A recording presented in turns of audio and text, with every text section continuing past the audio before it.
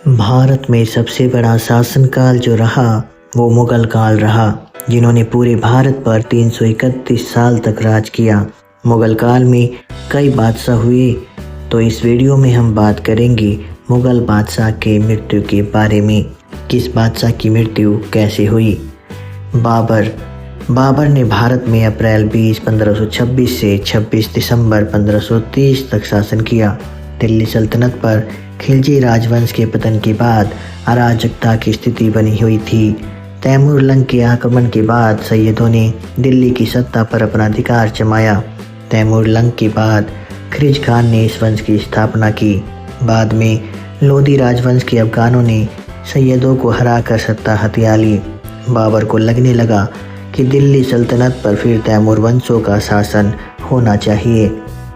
उसने सुल्तान इब्राहिम लोधी को अपनी इच्छा बताई और कंधार को अपने कब्जे में किया। पानीपत में लड़ी गई लड़ाई पानीपत का प्रथम युद्ध के नाम से जानते हैं।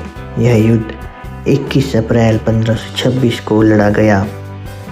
इसके बाद बाबर ने 1526 में मुगल वंश की नींव डाली। राणा सांगा के साथ 17 मार्च 1527 में खानवा का युद्ध लड़ा। इस युद्ध में बाबर ने राणा सांगा को हराया। फिर चंदेरी का युद्ध, घाघरा का युद्ध भी लड़ा। कहा जाता है कि अपने पुत्र हुमायूं के बीमार पड़ने पर अल्लाह से हुमायूं को स्वस्थ रखने, बीमारी को खुद दिए जाने की प्रार्थना की। इसके बाद बाबर का स्वास्थ्य बिगड़ गया और 48 वर्ष की आयु में सन 1530 में बाबर की मृत्यु हो गई। बाबर की मृत्यु के बाद हुमायूं राजा बना और उसने 1530 से 1540 ईस्वी तक राज किया। इसके बाद इसके सौतेले भाई कामरान मिर्जा ने काबुल और लाहौर का शासन ले लिया।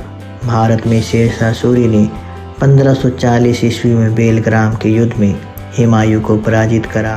हार के बाद हुमायूं भारत से चला गया और 1555 में शेरशाह के अधिकारियों को हराकर दिल्ली आगरा पर अधिकार किया, लेकिन इनका शासन ज़्यादा दिनों तक चल नहीं पाया और सन 1556 ईस्वी में यानी शासन के 7 महीने बाद उसकी मृत्यु दीन पनाह भवन की सीढ़ियों से गिरकर दिल्ली में हो गई।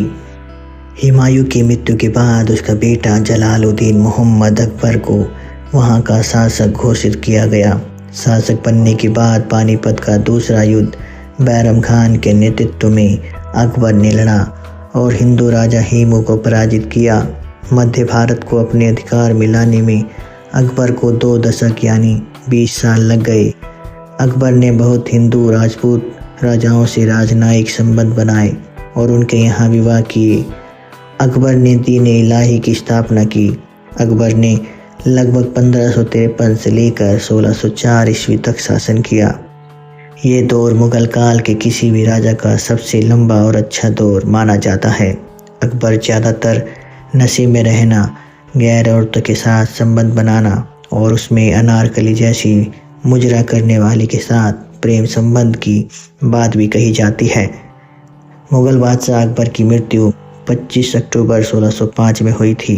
इतिहासकारों को माने तो अकबर की मौत पेचिश के कारण हुई।